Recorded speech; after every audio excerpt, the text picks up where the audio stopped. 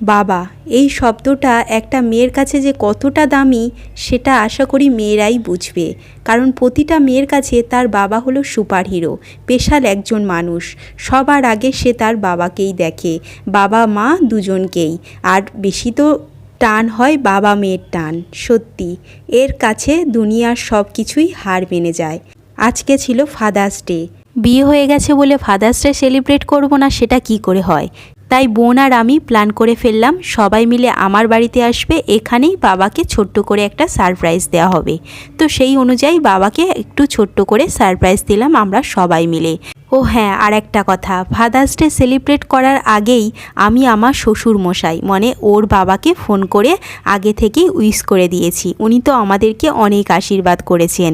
যেহেতু ওনারা অনেকটা দূরে থাকেন তো হুট করে তো আসা সম্ভব নয়, তাই ফোন করে আগে ওই বাবাকে উইশ করলাম, তারপর আমার বাবাকে।